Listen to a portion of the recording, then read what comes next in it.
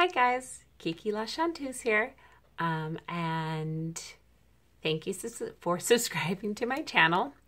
Today it's a little bit different than my other videos or my first video in my channel, which I kind of just introduced myself.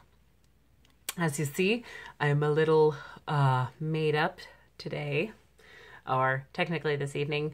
Today I had a photo shoot, and I got to go play in a cemetery.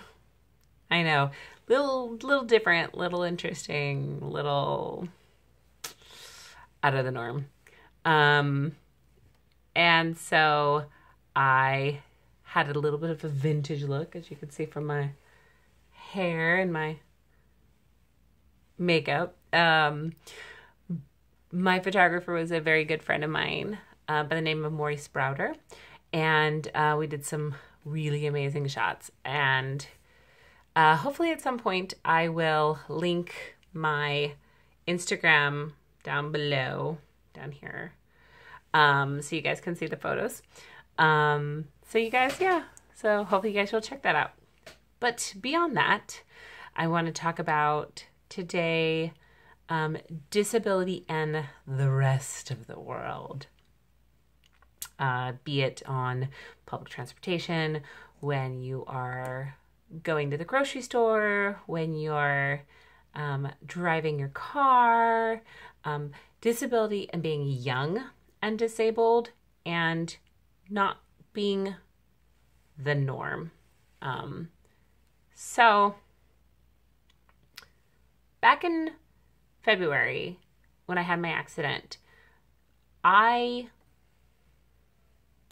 didn't have what I considered to be a very typical accident for what was going on with me. When I thought of paralysis or disability or things along those lines, I actually thought of something physically breaking and you being able to see it. And I learned the hard way. I think subconsciously the outside world prejudges. We all do it. And it's not necessarily something that we want to do. It's not something necessarily that we mean to do. Our brain consciously it's a snap judgment. For me, I don't necessarily always look broken. Lately, I am not walking with my cane as much. My leg is doing much better, but my arm is not. And so I'm still disabled. And with having a TBI, let me pronunciate and be a little bit more clear. TBI, translating for traumatic brain injury, you don't necessarily have the disability of being in a wheelchair or something along those lines.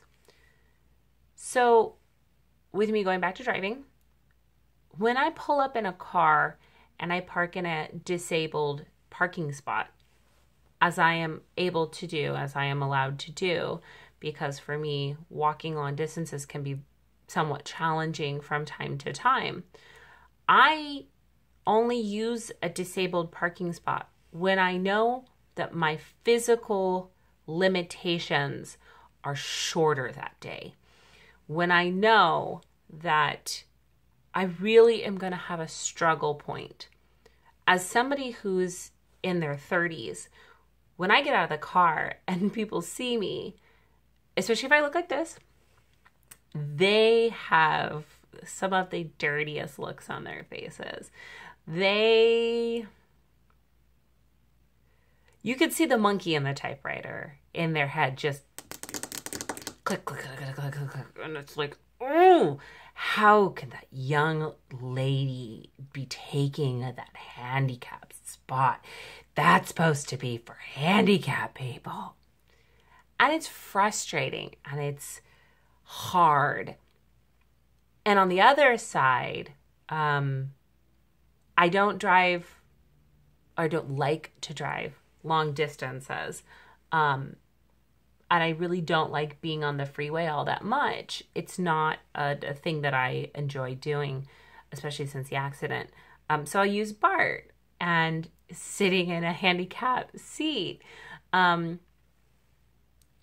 know that there are times when there are able-bodied people sitting in a handicap seat and they see me coming, and it'll be a day that I'm using my cane and they won't get out of the handicap seat. And there's a part of me that gets so angry because it's physically, you can physically see that I am disabled. I walk with a limp. I have my arm in a sling. And if I stand on a BART train, I am going to fall on my face when it starts moving. And for those of you who are not in the Bay Area, I'm sorry, I will let you know. BART is Bay Area Rapid Transit. It's our subway, and it's our tube or our underground, however you want to equal it out to. And so it makes it hard. It makes it really difficult. On the flip side, there are days where I don't want to be noticed with my disability.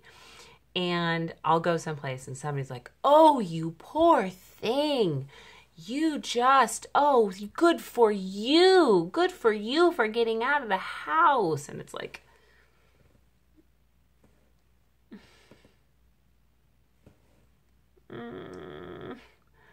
could you, I just want to be normal. Yeah. Thank you. I appreciate it. But, thank you. It makes it difficult. So my advice to people when they see somebody who has a disability is not necessarily ignore them, but to literally treat them like you would anybody else who's walking down the street. If you see them and they're in a wheelchair, excuse me, get out of their way. If you see they drop something, you can offer to help them, but they don't be like, oh, let me get that for you. Oh my goodness, please don't you poor thing us. Please don't do anything along those lines. I know it's we're a curiosity. I hate even relating myself to a curiosity. I don't like it, but I know that I am. I am a strange and unusual case. I am disabled, and yet I am as stubborn could be. And so I choose to still do things. Sometimes they cause me unnecessary pain because I have pushed my body too far. And sometimes they are just what I need to keep my spirit and my myself, my love for my life up. It keeps me going and it keeps me happy to still be here. So yes, if you see a disabled person, if they have a cane, if they walk with a limp, offer them your seat.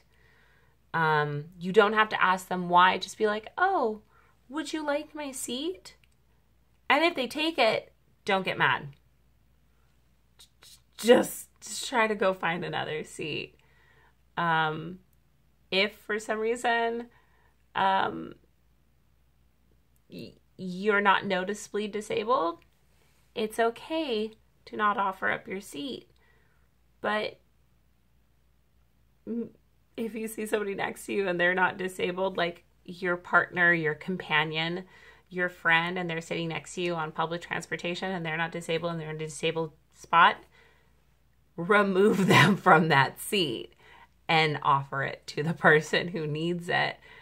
My boyfriend is amazing with this. He constantly is giving up his seat for individuals, be them disabled or not. He is constantly standing instead of being seated on public transportation and offering up his seat for others.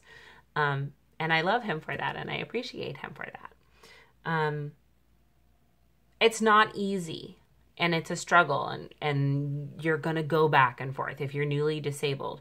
And if you're not newly disabled, if you've been going through this for a while, Don't beat yourself up over it. It's not something that is going to fix itself overnight. You're not going to wake up one morning and be like, I'm totally okay with going out into public and having everybody stare at me and think to themselves, what's happened to them? It's okay. There are going to be days where you don't want to go out. And those are the days that you need to push through it. It's okay also to go up to somebody and be like, did you have a question? And flat out offer them an answer to their deep-seated dying concern of a question about how did you end up like this, or why are you like this? Because more than anything, it's not out of hate or anything along those lines. I know it's out of curiosity. Honestly, guys, if you see me on the street and you really want to know the whole story, tap me on the shoulder and ask me. It's not like you can't point me out of a crowd. I have bright pink hair. I'm covered in tattoos. And I'm an open book. I will happily answer a question. Please don't stare. Be kind and courteous to your fellow humans. If you want to know that bad, just be like, I don't want to interrupt. I don't want to impose. But for my own curiosity, will you tell me your story? Put it like that. Don't be like, hey, what happened to you? Why are you in the wheelchair? Hey, what happened to you? Why are you walking with a cane? Please. So on that note, that is what I'm going to go with for today. I hope you all have a blessed day and a amazing evening. And here in the Bay Area, the rain is coming yet again. It is finally feeling like fall. Not winter, fall. We're finally going to have a lovely fall week. So I will definitely probably be posting some more photos. I know that a very sweet and kind individual asked me a little bit more about TBIs. So my next post will be about understanding that a little bit more in relationship to what it has to do, again, with me, not with anybody else. Because again, like I said in my first video, I'm not trained. I am literally just talking about my own experiences from my point of view. Take them for what they are. I'm no expert. So I hope you guys all, again, have a lovely evening. Have a sweet and wonderful day. And please be kind and courteous to one another. Good night, guys.